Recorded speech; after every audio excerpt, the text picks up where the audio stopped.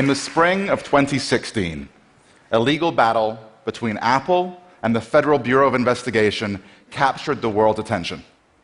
Apple has built security features into its mobile products which protect data on its devices from everyone but the owner. That means that criminals, hackers, and yes, even governments are all locked out. For Apple's customers, this is a great thing, but governments are not so happy. You see, Apple has made a conscious decision to get out of the surveillance business. Apple has tried to make surveillance as difficult as possible for governments and any other actors. So there are really two smartphone operating systems in the global smartphone market, iOS and Android. iOS is made by Apple, Android is made by Google. So Apple has spent a lot of time and money to make sure that its products are as secure as possible. Apple encrypts all data stored on iPhones by default, and text messages sent from one Apple customer to another Apple customer are encrypted by default without the user having to take any actions.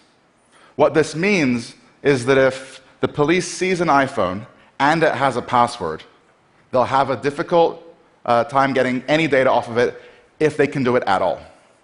In contrast, the security of Android just really isn't as good. Android phones, or at least most of the Android phones that have been sold to consumers, do not encrypt data stored on the device by default, and the built-in text messaging app in Android does not use encryption.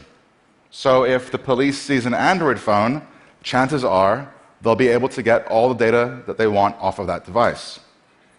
Two smartphones from two of the biggest companies in the world, one that protects data by default and one that doesn't.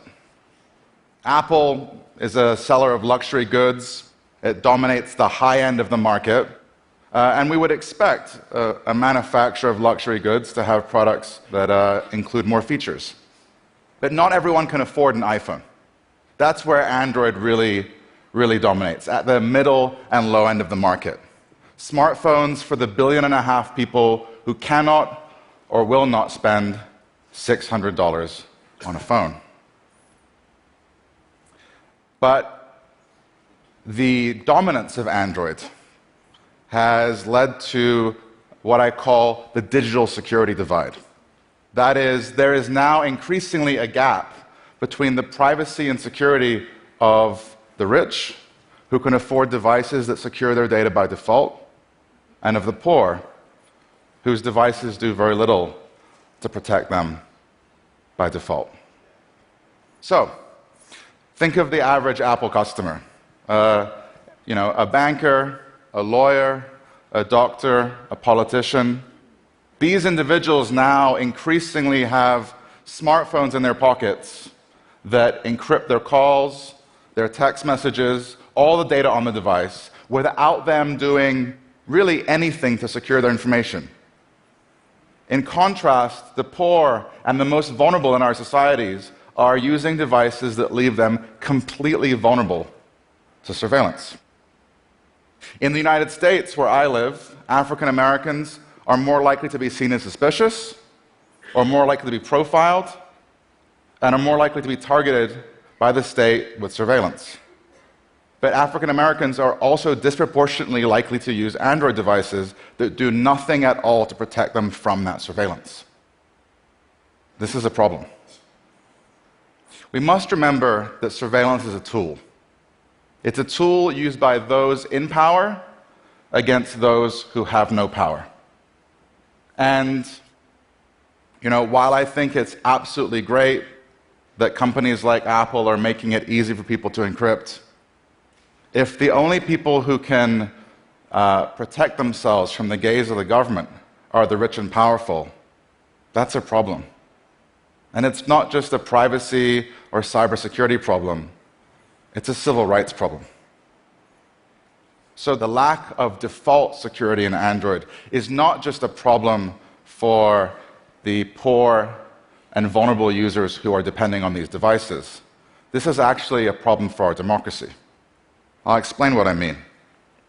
Modern social movements rely on technology, from Black Lives Matter to the Arab Spring to Occupy Wall Street.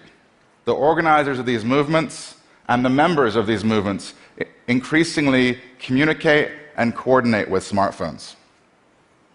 And so naturally, governments that feel threatened by these movements will also target the organizers and their smartphones. Now, it's quite possible that a future Martin Luther King or a Mandela or a Gandhi will have an iPhone and be protected from government surveillance.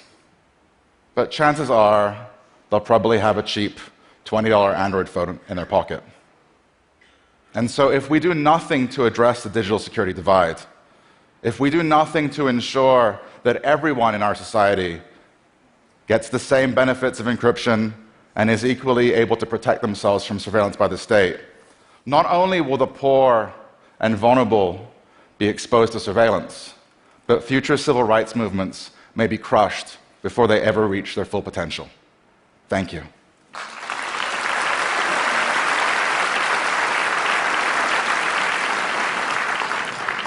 So, Chris, thank you so much. I have a question for you. We saw recently in the press that Mark Zuckerberg from Facebook covers over his camera and does something with his headphone mic jack. So I wanted to ask you a personal question, which is, do you do that? And then on behalf of everyone here, and particularly myself, should we be doing that? Should we be covering these things? So putting a sticker, or actually like Band-Aids, because you can remove them and put them back on whenever you want to make a call, or a Skype call, putting a sticker over your webcam is probably the best thing that you can do for your privacy in terms of bang for buck. There really is malware, malicious software out there that can take over your webcam even without the light turning on. This is used by criminals. This is used by stalkers. You can sort of buy $19.99 spy on your ex-girlfriend software online. It's really terrifying. And then, of course, it's used by governments. And there's obviously a sort of sexual violence component to this, which is that this kind of surveillance can be used most effectively against women and other people who can be shamed in our society.